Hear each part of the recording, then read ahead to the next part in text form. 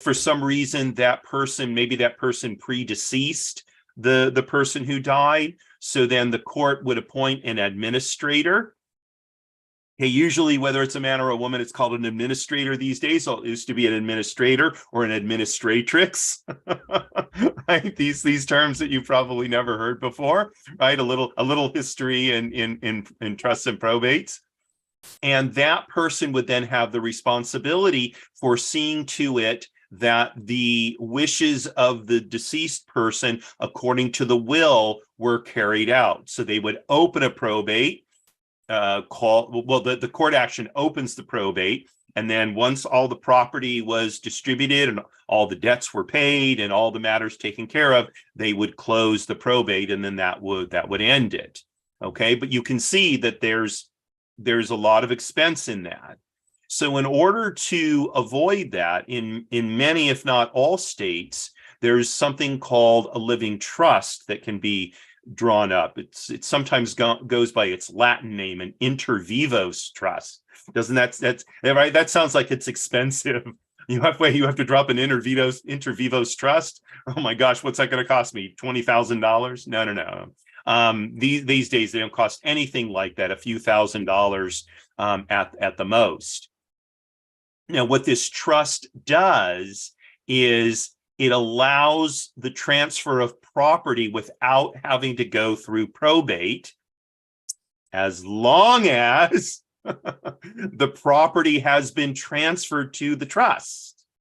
So what happens sometimes is somebody will have a trust created and they'll stop. And also their bank account will still be in their own name, not in the name of the trust. So when they die, it doesn't do any good that they have the trust, because the bank account is still in their name. And so now a probate has to be filed in order to transfer that bank account. Okay. Now, there are certain things where it doesn't matter. Like if you have a car here in California, and you have a spouse, so then your spouse can just go to the DMV and transfer the car into their name. That's true in Alabama, by the way.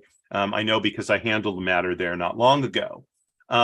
If you have a life insurance policy, okay, so again, there's no probate needed for the beneficiary of that life insurance benefit, that death benefit, to go to the beneficiary. That happens just as a function of the life insurance policy.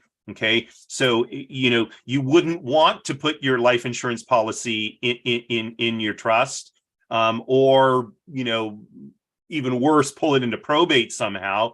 That is ruining one of the benefits of life insurance, which is when the person dies, basically there's a claim filed.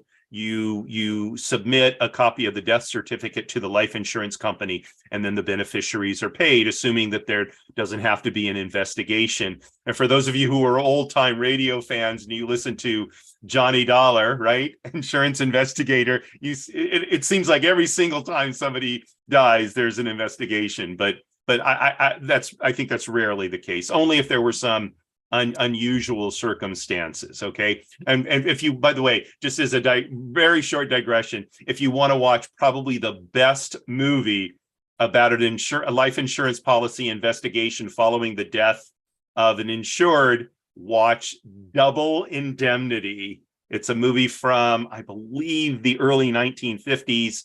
Fred McMurray, Barbara Stanwyck, and Edward G. Robinson. And double indemnity refers to a clause that some life insurance policies have, where if the person has an accidental death, the benefit is doubled, right? So if the policy was for $100,000, if they, let's just died of natural causes, but then, they die in a car accident, the beneficiary will get $200,000 under a double indemnity clause, right? And so anyway, I recommend that movie. But in any event, you can see already that this gets pretty complicated. By the way, when it comes to whether you owe estate taxes or not, it doesn't matter whether Your property is distributed through a will, distributed through a trust, life insurance policy benefits.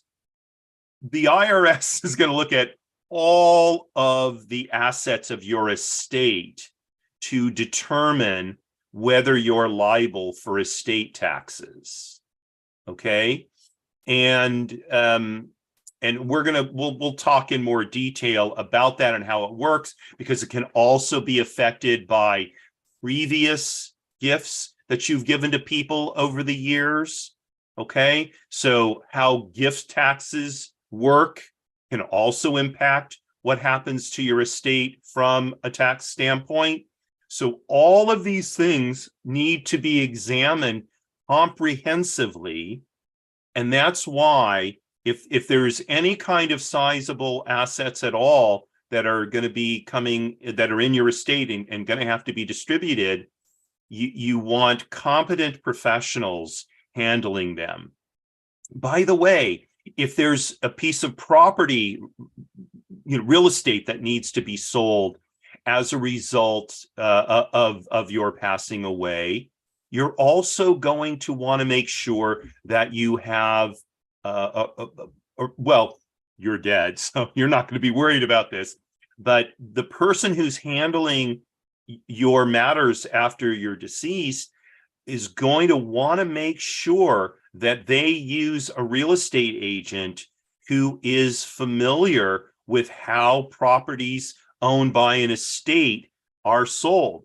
It's not necessarily a straightforward process. There may be other things that have to happen in order for that estate, in order for that property to be sold. And by the way, the same is true for property being held by a trust, even while the trustors are still alive.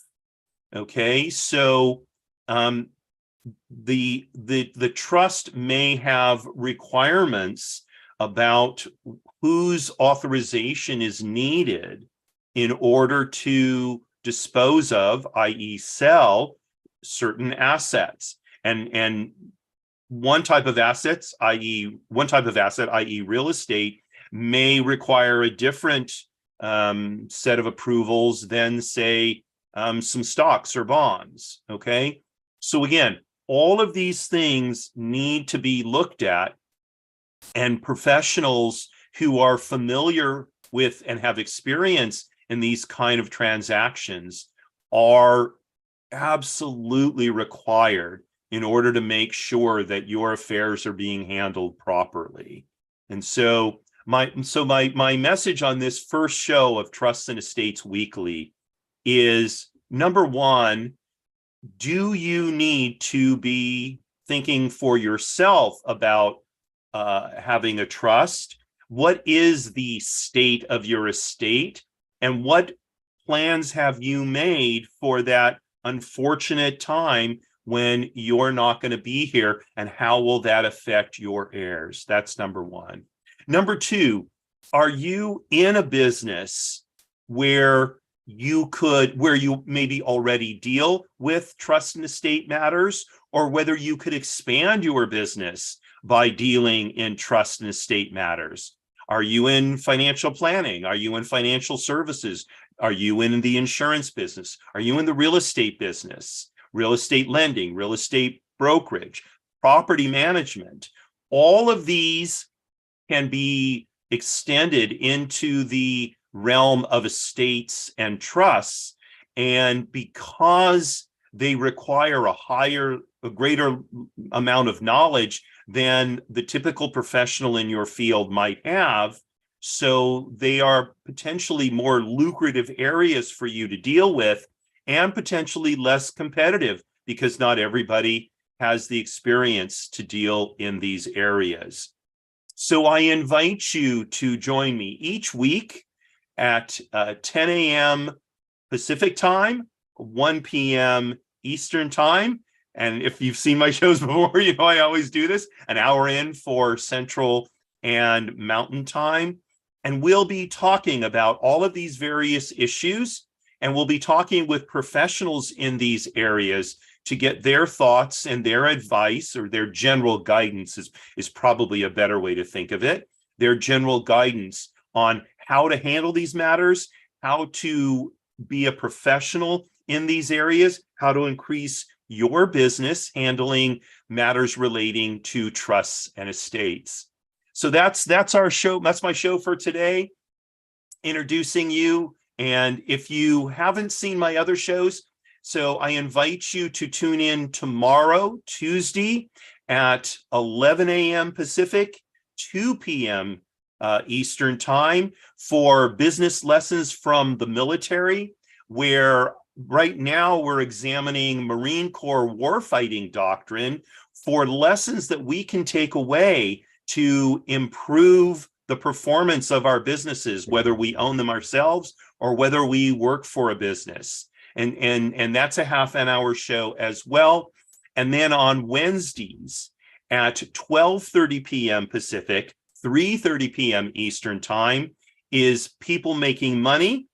And that is my show where we talk with people who have interesting professions that they love and do well in. So past guests have included a winemaker, a real estate investment company owner, a professor from the Merchant Marine Academy, and let's see, most recently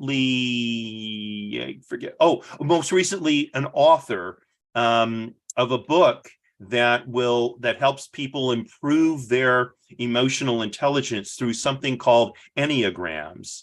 So do check out my channel on YouTube. It's The Way to Wow Show. Just go to @The Way to Wow Show on YouTube and you will find it. You can see, I think we've got over 150 episodes there going back over the last 3 years or so. All of my shows are aimed at helping you improve your professional life, make more money, build wealth, and then make sure that when that time comes, may it be far, far from now, that that wealth needs to be passed on to your loved ones and your heirs. We don't always love our heirs, unfortunately. That's all handled in a way that you can lay your head on your pillow each night and sleep well without worry. So thank you very much for joining me. Again, I'm Kevin Bemmel, your host, and signing off by saying, Marie, darling, you're going to hear it 3 times a week now. You are and will always be my belle. Thanks so much for watching. Look forward to seeing you in the next couple of days and next week.